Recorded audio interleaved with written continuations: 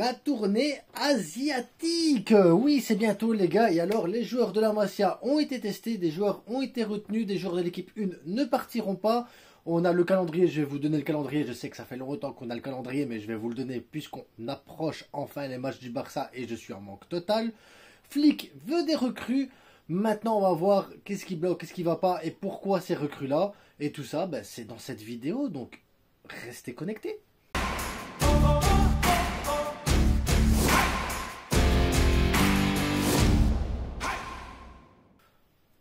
Donc bonjour à toutes et à tous. Alors restez connectés, je ne sais pas pourquoi j'ai dit ça, mais pourquoi pas. En tout cas j'espère que vous allez bien et que vous vous portez bien. 10% de remise, code promo Lafrite, des maillots exceptionnels, avec des couleurs exceptionnelles, d'une qualité exceptionnelle, avec des numéros exceptionnels, tellement exceptionnels que voilà, la Yamal numéro 10 c'est fait, le nouveau maillot il est là.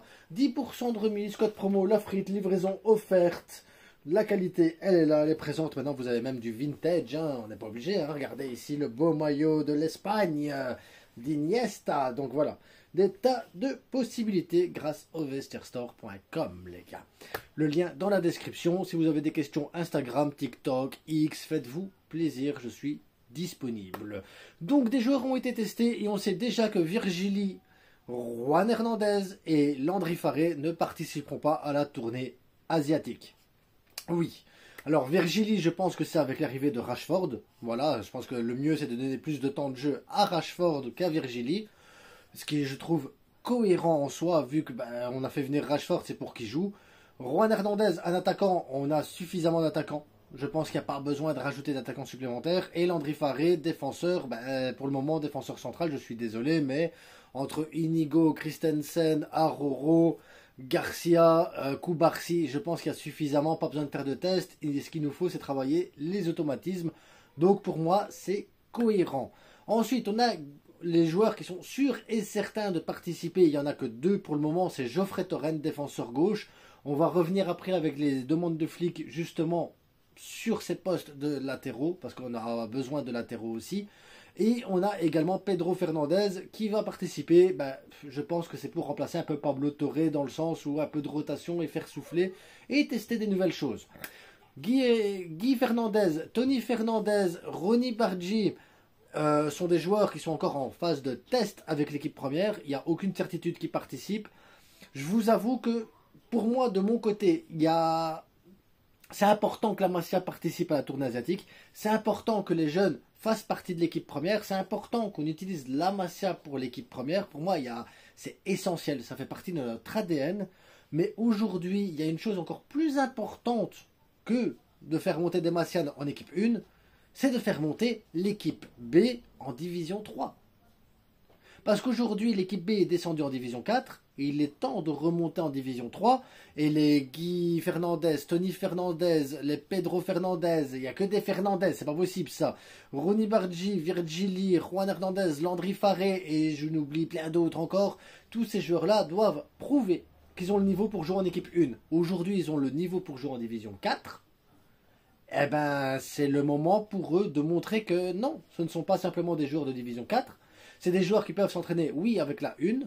C'est des joueurs qui, oui, ont un gros potentiel, mais ils doivent le prouver en allant chercher une division 3, en allant chercher la montée. Et là-dessus, on peut compter sur Belletti qui a fait une superbe saison. On peut compter sur Hansi Flick qui a décidé de mettre en place un système d'entraînement et de jeu identique, que ce soit avec l'équipe 1 ou avec l'équipe B, ou avec les plus jeunes. Donc ça veut dire qu'ils ont encore une année supplémentaire pour travailler, pour se performer, pour jouer sur leur physique et tout ça, pour justement prétendre à avoir une place en équipe 1. Je pense par exemple à Landry Farré qui est défenseur, très très bon défenseur, mais aujourd'hui c'est bouché. Inigo partira peut-être dans un an, peut-être que Christensen partira dans un an, ça lui laisse un an pour travailler avec la Masia, pour travailler avec l'équipe B, pour travailler à monter en division 3, montrer qu'il peut être un gars solide et aller se mettre avec Koubarsi en équipe 1. Et je pense que c'est une excellente chose. Il n'y a pas besoin de précipiter. Aujourd'hui, on a besoin de renforcer, on a besoin de travailler certains postes, mais on n'a pas forcément ce besoin d'aller chercher tous les joueurs de la Masia et de les mettre en équipe 1. Donc pour moi, je pense que c'est intéressant d'en avoir 2-3 qui viennent en tournée asiatique parce qu'on va en avoir besoin. Je pense à Geoffrey Torrent, qui est un cas extrêmement intéressant, on va en parler en fin de vidéo. Mais pour tous les autres, ils doivent prouver absolument qu'ils ont leur place en équipe 1. Et pour ça, ça passe par l'équipe B, la division 4 et monter en division 3. Et éclater toutes les équipes de division 4. Voilà ce qu'ils doivent faire. Ils doivent dominer leur championnat de A à Z. Pour montrer que oui, ils ont un niveau d'équipe 1. Et bien, un niveau d'équipe 1, je suis désolé, tu maîtrises la division 4. Dans les joueurs d'équipe A qui ne vont pas participer, on a Ter Stegen, c'était évident. Ter Stegen va se faire opérer, on va récupérer son salaire, on va toucher 2 millions de l'UEFA parce qu'il va faire plus de 4 mois, c'est sûr et certain. Donc on va être tranquille avec Ter Stegen, on va pouvoir enregistrer Rashford qui arrive, ou enregistrer Juan Garcia qui est arrivé.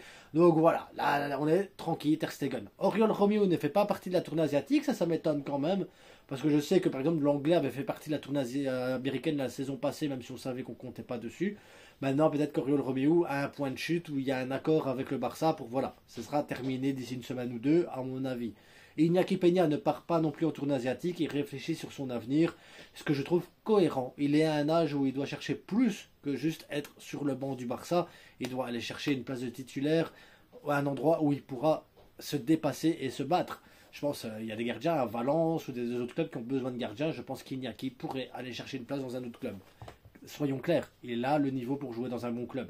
Pas top niveau, mais un club moyen où il va gagner des minutes de jeu. Dans la tournée asiatique, donc on départ jeudi. Jeudi, ça part en Asie. Premier match, ce sera dimanche contre le Vissel Kobe à midi. Évidemment, je vais essayer de trouver le match et faire le débrief, c'est évident. On aura évidemment un débrief.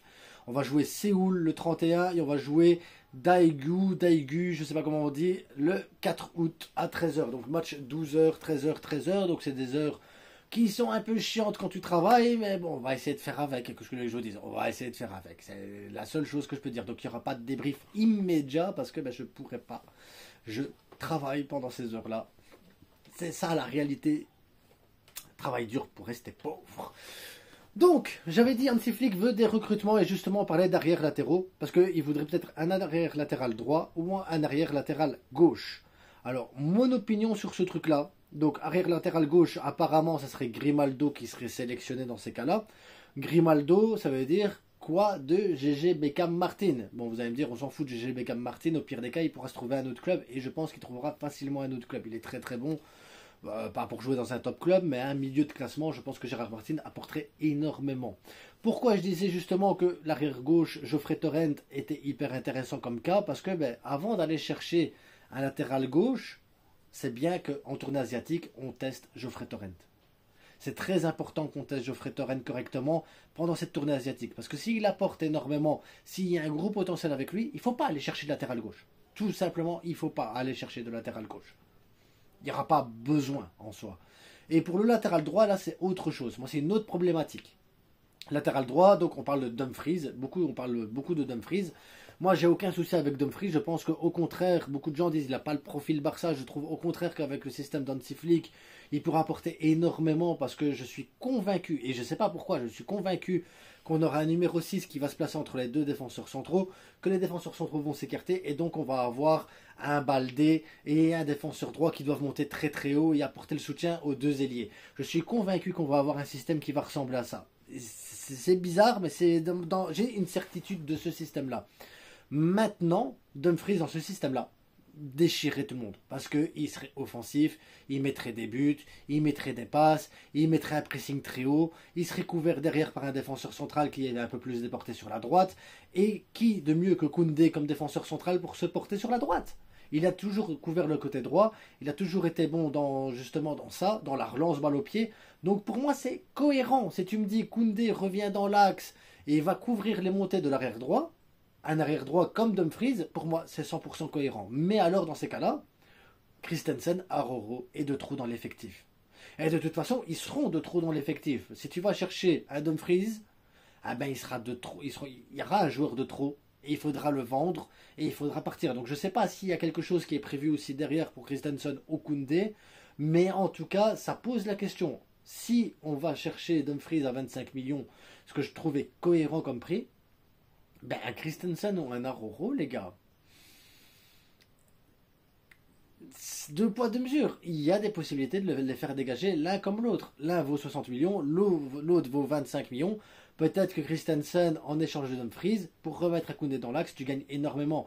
Un Aroro qui partirait pour 60 millions, ça te permettrait, dans ces cas-là, même 50 millions, ça te permettrait de gagner un salaire, de remettre un nouveau capitaine et derrière une nouvelle dynamique à l'arrière. Parce que Aroro, pour moi, dans le système d'Hansi Flick, c'est compliqué. Maintenant, on va voir. Hansi Flick est un magicien. Hansi Flick sait faire beaucoup de choses apparemment. Hansi Flick va transformer Rashford en hyper ailier gauche. Il pourrait transformer Aroro en super relanceur droit. Et il pourra transformer n'importe qui dans ce qu'il veut. Apparemment, c'est possible. C'est, voilà, il y a, je sais pas, en mode Flick. Je ne sais pas d'où vous sortez ça. Mais en tout cas, voilà. Il y a des possibilités derrière. Il y a moyen de faire grandir l'équipe. Il y a des trucs qui sont assez cohérents dans les recherches de profil. Maintenant, on va laisser travailler le Barça à son aise. Et demain, on va sortir une vidéo spéciale. Quels sont les 5 joueurs que j'attends cette saison? Ouais, parce qu'il y a 5 joueurs. J'attends énormément d'eux cette saison. Et c'est pas les joueurs que vous croyez. Non, non, non. Il y a vraiment 5 joueurs. C'est futur ballon d'or, les gars. Vidéo futur ballon d'or.